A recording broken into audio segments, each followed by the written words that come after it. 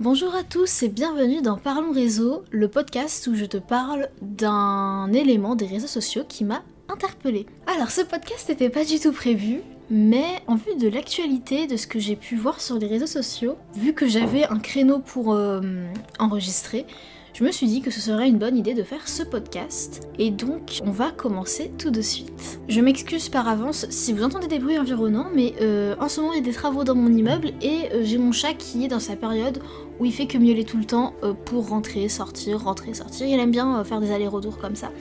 Donc je risque de m'interrompre souvent et vous risquez peut-être d'entendre des petits miaulements ou des bruits de travaux. Alors, le sujet dont on va parler aujourd'hui, c'est la polémique autour de Joss Whedon, le créateur de la série Buffy contre les vampires, Angel, le réalisateur du premier Avengers aussi il me semble, et celui qui a aussi repris le tournage de la Justice League de Zack Snyder, puisque Zack Snyder avait eu des problèmes personnels et n'avait pas pu reprendre, faire le tournage jusqu'au bout. Pour vous expliquer un petit peu comment j'ai découvert ça hier soir, donc là au moment où je tourne, nous sommes le jeudi 11 février 2021. Donc hier soir, j'étais sur Twitter et j'ai vu Joss Whedon en tendance, et je me suis dit « Oh, Joss Whedon en tendance, c'est étrange, est-ce qu'il y a une actualité autour de Buffy contre les vampires ?» Et je suis allée voir, et j'ai commencé à voir, de toute façon, on savait que Joss Whedon n'était qu'une sombre mère, de toute façon, ça veut dire qu'il était problématique et tout, et je me suis dit, ouh là, qu'est-ce qui se passe? Ensuite, je vois qu'il y a un post de Charisma Carpenter, donc l'actrice qui joue Cordelia Chase dans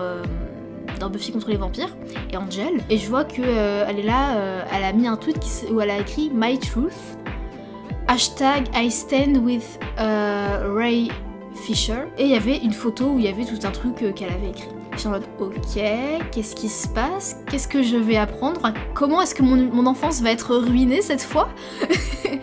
J'ai lu le témoignage de Charisma Carpenter. J'ai essayé après de me renseigner comme je pouvais pour comprendre le pourquoi du comment, le début de l'histoire, parce que je comprenais pas. J'ai eu un peu de mal à trouver des réponses qui remontaient aux origines de l'histoire, on va dire. Mais finalement, j'ai réussi à peu près comprendre, donc je vais vous expliquer. Et ensuite, je vous donnerai mon avis à propos de ce sujet. Donc, l'histoire, en fait, part de l'acteur Ray Fincher, qui a joué le rôle de Cyborg dans le côté Justice League DC et tout. En fait, il avait été viré, je crois que c'est de la série The Flash, si je dis pas de bêtises. Je suis désolée, l'univers d'ici, je connais beaucoup moins, j'ai beaucoup moins suivi que l'univers Marvel, donc au niveau des films, des séries et tout, je m'y connais beaucoup moins. N'hésitez pas à me recorriger si je dis n'importe quoi. Et donc, il avait été viré de ce truc-là, et encore avant, cet acteur-là a dénoncé en fait les comportements abusifs de Joss Whedon sur le tournage de la Justice League, et il a aussi dénoncé les autres personnes qui travaillaient, qui étaient responsables sur le tournage, et qui l'ont complètement laissé faire. Et il me semble qu'il a été aussi appuyé dans ses propos par Jason Momoa, donc l'acteur qui fait Aquaman. Donc il n'est pas tout seul. Et en fait, suite à ce témoignage-là, il y a eu des soucis avec la Warner, du côté de Joss Whedon notamment, mais aussi du côté de Ray Fincher, puisqu'il a fini par être carrément viré de The Flash, de son rôle de cyborg. Et donc du coup, Charisma Carpenter, quand elle a vu cette histoire-là, elle a voulu donner son avis sur cette histoire, et elle a posté ce fameux tweet My Truth, et où elle a mis son témoignage, et en fait elle explique que tout le long du tournage des deux séries Buffy contre les vampires et Angel, ça s'est fait dans une ambiance très toxique à cause de Joss Whedon, qui n'hésitait pas à avoir des propos déplacés. Et ça a été à un point où quand elle est tombée enceinte pendant le tournage de... je crois que c'est pendant le tournage de Buffy ou d'Angel, ou peut-être en parallèle des deux, je ne sais plus.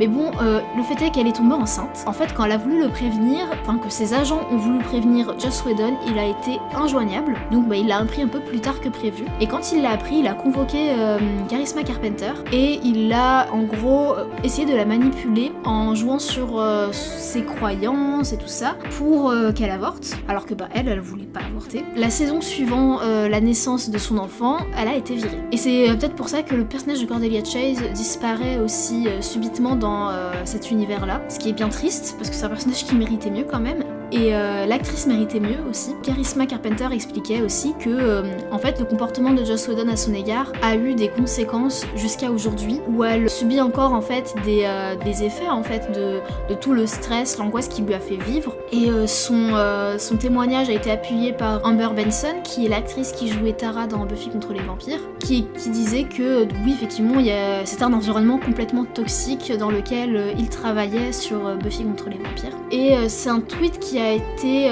aussi, le tweet de Charisma Carpenter a aussi été retweeté par Claire, comment elle s'appelle ? Je sais plus c'est quoi son nom exact, c'est Claire quelque chose, je sais plus c'est quoi son nom de famille, mais c'est l'actrice qui jouait Gloria dans Buffy contre les vampires, qui disait que elle apportait son soutien à Charisma Carpenter. Ensuite, évidemment, ce que tout le monde attendait, c'était la réaction de Sarah Michelle Gellar, l'actrice qui jouait Buffy. Moi-même, je suis allée sur son Insta, au début, il y avait rien, parce que en fait, quand j'ai découvert ça, c'était vraiment...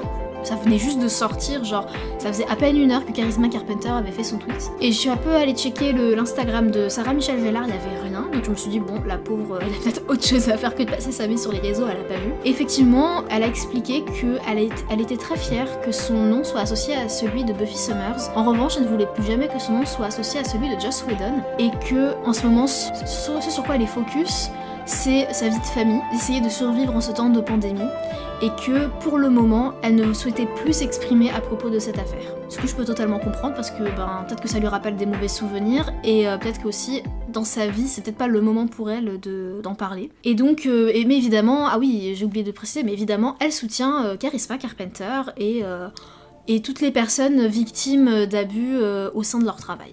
Voilà à peu près pour l'histoire. Donc en gros, pour résumer, plusieurs acteurs qui ont travaillé avec Joss Whedon affirment qu'il a un comportement extrêmement toxique. Et même son ex-femme dénonçait aussi son comportement, pour vous dire. Donc ça veut dire que même dans la sphère privée, il n'était pas des plus agréables. Et donc voilà pour Joss Whedon. En gros, il est en train de se mettre mais totalement dans la sauce, d'être mis dans la sauce plutôt par les gens qui ont travaillé avec lui, par rapport à son comportement complètement déplacé. Et quand j'ai vu ça, je vais pas vous mentir, comme je vous l'ai dit, je savais que mon enfance allait être détruite. Je savais pas exactement comment. Moi, je pensais plus qu'il y aurait eu une histoire d'agression sexuelle, parce que c'est un peu sur ça que les gens parlent en ce moment et sur lesquels ils arrivent à de plus en plus s'ouvrir, mais c'était même pas ça. Mais ça reste quand même très grave parce que on a tendance à pas se rendre compte que quand on travaille dans un environnement toxique, ça nous affecte personnellement et physiquement, mentalement, psychologiquement. C'est le genre de traumatisme qu'on ne voit pas forcément tout de suite, mais qui vont finir par avoir une importance capitale dans notre vie si on les détecte pas. Et donc c'est une situation qui est assez compliquée pour les fans de Buffy, et les fans de Joss Whedon en général. Moi personnellement, là je vais vous donner mon avis maintenant, personnellement Joss Whedon c'est quelqu'un que j'ai toujours trouvé d'extrêmement talentueux. Tout ce que j'ai pu voir de lui, j'ai apprécié. Toutes ses œuvres, tout ce sur quoi il a travaillé, j'ai apprécié de ce que j'ai vu. Vraiment, ça me désole en fait de voir ça. Mais en même temps, je suis contente que ce soit dit, parce que on arrive à une époque où en fait, on ne doit plus continuer à croire que les génies dans les arts sont tous des bonnes personnes. Parce que c'est faux. Et en fait, encore une fois, il y a la question de est-ce qu'il faut séparer l'œuvre de l'artiste ? Est-ce qu'il faut boycotter Buffy contre les vampires, Avengers, The Dollhouse et tout ce que Joss Whedon a pu faire ? Sachant qu'il y a beaucoup de personnes qui nous attendent au tournant. Quand je dis nous, je parle des personnes qui ont dénoncé Polanski et qui ont dit qu'il fallait boycotter Polanski. Au moment où il y a à peu près 1 an, il était promu au César et qu'il gagnait le César du meilleur réalisateur, alors que clairement cet homme est un violeur. Il a été jugé par la justice. Je sais qu'on nous attend au tournant à ce niveau-là de nous dire ah, vous nous aviez dit qu'il fallait boycotter Polanski, allez-vous boycotter Joss Whedon ? Moi, ce que j'ai compris personnellement, c'est que tout n'est jamais tout noir ou tout blanc. Quand une personne est mauvaise, elle n'est pas mauvaise à 100%. C'est-à-dire qu'il y a toujours quelque chose de bon qui ressort de cette personne, quelque chose de positif qui aide. Par exemple, Polanski ou Joss Whedon ou même Weinstein, ils ont permis que de très belles œuvres sortent au cinéma. C'est vrai. Weinstein a été le producteur de la plupart des grands films qu'on connaît hollywoodiens, qui sont assez récents. Joss Whedon a été le créateur de Buffy contre les vampires, s'il vous plaît. C'est une des plus grosses séries des années 90-2000 qui a forgé des milliers de personnes dans le monde, dont moi. Et Polanski, ça a été un immense réalisateur qui a fait énormément de films. et dont le talent a toujours été connu et reconnu, ils ont fait des belles œuvres, et ça on peut pas le nier. Par contre, ce n'est pas parce qu'ils ont fait des belles œuvres qu'on ne doit pas condamner leur personne. Et c'est ça le problème, c'est que les gens ont tendance à associer bonnes œuvres, bonnes personnes, alors que ça va pas systématiquement ensemble.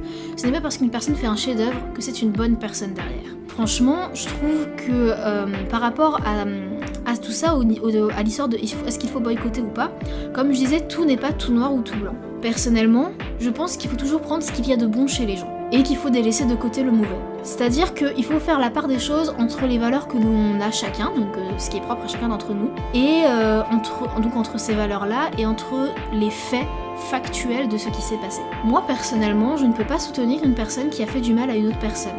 Je ne peux pas le faire. Je ne soutiendrai jamais Polanski, Weinstein ou Joss Whedon, jamais. En revanche, ce que je ne peux nier, ce qui est factuel, c'est que leurs œuvres, alors en tout cas, je peux parler peut-être pas de Weinstein, je sais pas exactement ce qu'il a produit, je sais qu'il a produit énormément de films, mais bon, on va laisser ça de côté. On va dire en ce qui concerne Joss Whedon, parce que Polanski, j'ai jamais regardé ses films, mais je sais que c'est un réalisateur très connu pour son talent. On va dire en ce qui concerne Joss Whedon, je ne peux pas nier l'impact que ses œuvres ont eu sur moi. C'est quelque chose que je ne pourrai jamais enlever, c'est quelque chose que je ne peux pas déconstruire, que je ne peux pas dévoir ses œuvres, c'est pas possible. Donc je ne peux pas, voilà par exemple moi j'ai à la maison les coffrets de Buffy contre les vampires et d'Angel, je vais pas les jeter. Et pourquoi je vais pas les jeter? Parce que ces œuvres en elles-mêmes ne sont pas en adéquation avec les valeurs du gars. C'est-à-dire que ce Joss Whedon s'est toujours montré comme étant ultra féministe et tout, et c'est vrai que ses œuvres sont très féministes. Je veux dire, Buffy, c'est vraiment la série féministe par essence, et pourtant cet homme est pas du tout féministe en fait dans ses faits, puisque on voit bien qu'il traite très mal les femmes avec lesquelles il travaille, et même sa femme, celle qui était sa femme dans sa vie apparemment, ça se passait très mal. Pour moi, une œuvre, je peux l'apprécier tant qu'elle reflète des valeurs qui sont en adéquation avec les miennes, et surtout quand c'est une œuvre qui a marqué mon enfance comme Buffy. Buffy, c'est une série que je regarde depuis que je suis bébé littéralement. Je ne peux pas nier l'impact qu'elle a eu, et je ne peux pas désapprécier ce que j'ai apprécié dans la série. C'est pas possible. Même si cette série, je ne la regarderai plus du tout sous le même œil, parce que maintenant je me rendrai compte de la souffrance des acteurs sur le tournage, je ne peux pas enlever en fait ce que cette série m'a apporté. C'est pas possible, parce que c'est passé. Par contre, ce que je peux faire maintenant, c'est que quand je parle de la série Buffy contre les vampires à des gens, c'est de dire attention, quand cette série elle a été faite, les acteurs sur le tournage travaillaient dans un environnement extrêmement toxique à cause du créateur de la série.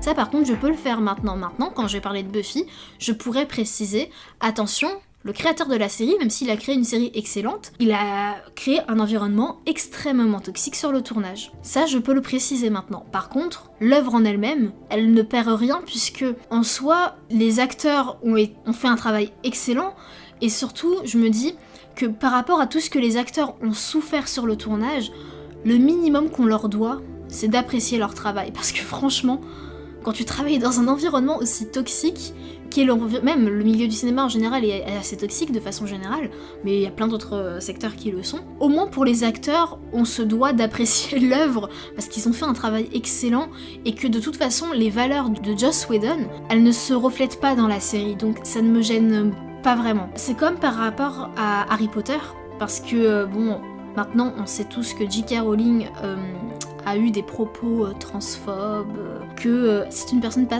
si ouverte d'esprit que ça finalement, ce qui est bien triste puisqu'elle a créé une des plus grandes œuvres littéraires des années 90-2000. Voilà, Harry Potter, je le boycotterai pas par exemple, parce que je peux pas nier l'impact que cette série de livres et de films ont eu sur moi. Encore actuellement, je suis en train d'écouter les livres audio d'Harry Potter pour vous dire, et même si malheureusement dans Harry Potter on retrouve des choses qui ne vont pas par rapport à J.K. Rowling, on retrouve ce côté très cliché sur certaines personnes, sur certains personnages plus exactement. En fait, on peut pas nier le grand message qu'il y a dans l'œuvre, et on peut pas nier l'impact que cette œuvre a eu sur nous. Je veux dire, Harry Potter, ça a forgé des milliers d'enfants, tout comme Buffy contre les vampires a pu le faire. Je veux dire, Buffy et Harry Potter, c'est vraiment des œuvres que je connais depuis toujours, même si les livres, je les ai lus un peu plus tard dans mon adolescence. Les films, je les regarde depuis que je suis petite, et je peux pas enlever ça, je ne peux pas enlever ce que ces œuvres m'ont appris et ce que ces œuvres m'ont apporté. Et c'est pour ça que je les boycotterai pas. En revanche, quand je les regarderai différemment maintenant. Et par contre, autre chose aussi, jamais je ne donnerai d'argent à ces personnes qui sont problématiques.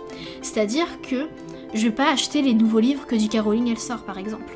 Je vais pas acheter les bandes dessinées qu'il peut y avoir sur l'univers de Buffy contre les vampires. Je ne le ferai pas. Parce que je ne veux pas rapporter d'argent à Joss Whedon ou à J.K. Rowling. Je veux juste garder ce que j'ai pris de bon dans leurs œuvres, mais je veux pas leur donner un centime en fait.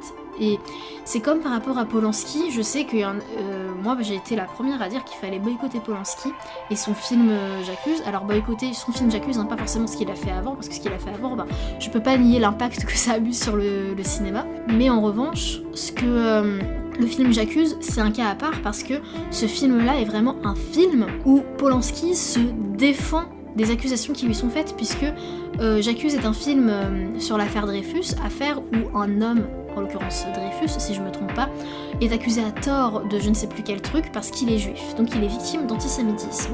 Et donc clairement le message du film c'est je suis innocent, ne croyez pas ce que les gens disent, je suis innocent, je dois faire ce que je veux et être complètement libre.